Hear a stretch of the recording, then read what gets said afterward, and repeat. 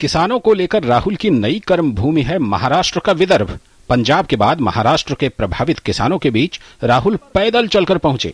पदयात्रा की शुरुआत में ही राहुल सीधे वहां पहुंचे जहां खराब मौसम के चलते कई किसानों ने अपनी जीवन लीला समाप्त कर ली थी। इस दौरान उनके साथ प्रदेश कांग्रेस अध्यक्ष अशोक चव्हाण समेत कई नेता मौजूद रहे। राहुल ने एक बार फिर किसानों को लेकर केंद्र सरकार पर निशाना साधा। सिर्फ महाराष्ट्र में नहीं, पूरे देश में वो किसान को और मजदूर को इग्नोर कर रहे हैं और बहुत कष्ट हो रहा है लोगों को, दुख हो रहा है, दर्द हो रहा है। कांग्रेस उपाध्यक्ष से मिलने के बाद किसानों ने भी अपनी समस्याएं उनके सामने रखी। कुछ न कुछ तो करेंगे, ऐसा है, उम्मीद है हमको काश्तकारों को। आगे क्या होगा?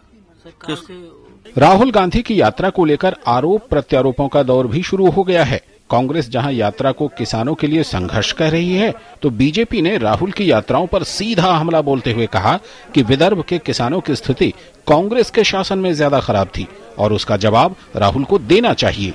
साथ ही बीजेपी ने राहुल के इस आंदोलन को किसानों का आंदोलन मानने से इनकार कर दिया और इसे नेताओं का आंदोलन करार दिया। राहुल गांधी जी को पूरा अधिकार है, वो गए हैं, वो देखेंगे परिस्थिति को, उनकी अपनी पार्टी है और कोई भी नेता अगर जाना चाहे तो वो जरूर जा सकता है।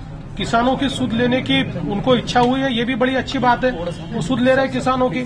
सवाल इतना ही है कि 15 साल उनकी सरकार यहाँ पर रही है और 15 सालों में जिस प्रकार से किसानों की हालत हुई है, इसका जवाब उनको भी देना पड़ेगा। पदयात्रा राहुल गांधी महाराष्ट्र में कर रहे हैं, दरअसल वो पश्चाताप यात्रा है। उन्हें पश्चाताप करना चाहिए कि उनकी नीतियों के फेल्योर के कारण कितने किसानों की जान वहां चली गई। जहां तक बीजेपी की सरकार का सवाल है, बहुत बड़े तरीके में विदर्भ के रीजन को पानी पहुंचे, इसके लिए मुख्यमंत्री देवेंद्र फडणवीस जी ने काम किया है। अमरावती में किसानों की समस्या लगभग 1 दशक पुरानी है। कई किसानों ने आत्महत्या कर ली है। अमरावती में गेहूं, चना, सोयाबीन, कपास की सबसे ज्यादा खेती होती है। सिंचाई की व्यवस्था दुरुस्त न होने के कारण किसानों को सबसे ज्यादा समस्या होती है और किसानों को बारिश के पानी पर ही निर्भर रहना पड़ता है। तकरीबन 2 महीने की छुट्टी से वापस लौटने के बाद कांग्रेस उपाध्यक्ष राहुल गांधी अलग रूप में सामने आए हैं।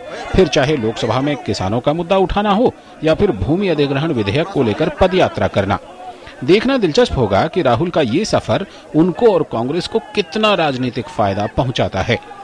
News night desk, DD news.